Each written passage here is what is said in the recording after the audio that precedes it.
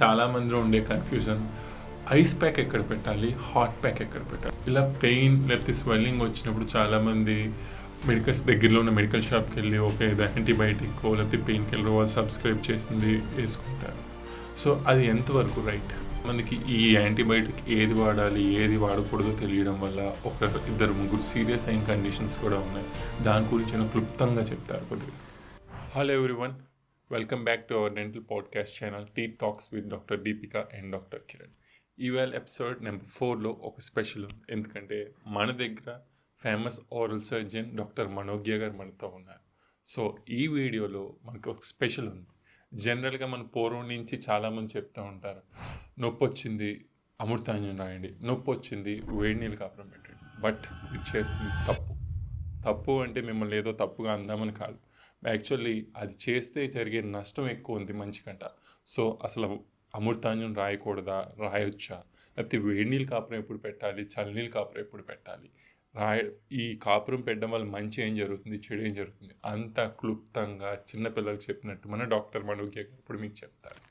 మనం ఇప్పటికి చాలామందిలో ఉండే కన్ఫ్యూజన్ ఐస్ ప్యాక్ ఎక్కడ పెట్టాలి, హాట్ ప్యాక్ ఎక్కడ పెట్టాలి. కొందరేమో ఐస్ ప్యాక్ వల్ల హాట్ ప్యాక్ పెడతారు, హాట్ ప్యాక్ వల్ల ఐస్ ప్యాక్ పెడతారు. అసలు ఏ కండిషన్లో ఐస్ ప్యాక్ వాడాలి, ఏ కండిషన్లో హాట్ ప్యాక్ వాడాలి? ఓకే, సో ఇప్పుడు సపోజ్ మనకి ఎక్కడైనా బ్లీడింగ్ అవుతుంది అనుకోండి, బాగా రక్తం పోతుంది. సో మనం ఏం చేయాలి, అక్కడ రక్తాన్ని ఆపాలి అంటే దానికి అక్కడ చల్లదనం తగలాలి.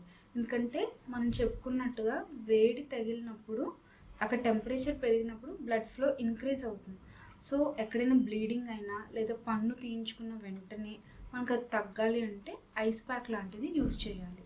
కానీ ఇదే మనకి వాపు సపోజ్ మనం ట్రీట్మెంట్ చేయించుకున్న తర్వాత మనకి వాపు ఒక 3 డేస్కి అయినా కూడా తగ్గలేదు, మనకు అది ఇబ్బందిగా ఉంది. సో మనం అక్కడ ఏం చేయాలి, వాపు తగ్గేందుకు సర్క్యులేషన్ పెంచాలి. సో 3 డేస్ 4 డేస్ తర్వాత కూడా వాపు తగ్గకపోతే అప్పుడు కూడా విత్ డాక్టర్స్ కన్సల్ట్ వేడి కాపడం పెట్టుకుంటే పెయిన్ అనేది స్వెల్లింగ్ అనేది తొందరగా తగ్గుతుంది. ఇలా పెయిన్ లేకపోతే స్వెల్లింగ్ వచ్చినప్పుడు చాలామంది దగ్గరలో ఉన్న మెడికల్ షాప్కి వెళ్ళి ఓకే ఇది యాంటీబయాటిక్ లేకపోతే పెయిన్ కిల్లర్ వాళ్ళు సబ్స్క్రైబ్ చేసింది వేసుకుంటారు. సో అది ఎంతవరకు రైట్?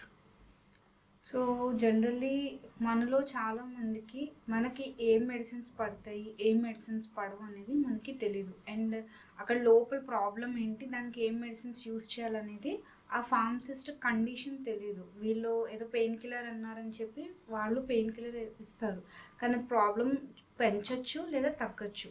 సో డాక్టర్ని కన్సల్ట్ చేసి కరెక్ట్గా ట్రీట్మెంట్కి తగ్గ మెడికేషన్ యూస్ చేయడం అనేది హైలీ అడ్వైజబుల్స్. నాకు ఇప్పటికే గుర్తు మేడం, చాలామందికి ఈ యాంటీబయాటిక్ ఏది వాడాలి ఏది వాడకూడదో తెలియడం వల్ల ఒక ఇద్దరు ముగ్గురు సీరియస్ అయిన కండిషన్స్ కూడా ఉన్నాయి. దాని గురించి క్లుప్తంగా చెప్తారు కొద్దిగా.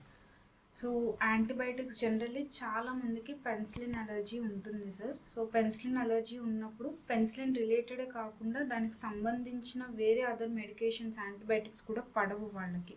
ఇవి చాలామందికి తెలియదు. పెన్సిలిన్ కాబట్టి పెన్సిలిన్ ఒకటే పడదని మిగతా యాంటీబయాటిక్స్ యూస్ చేస్తారు.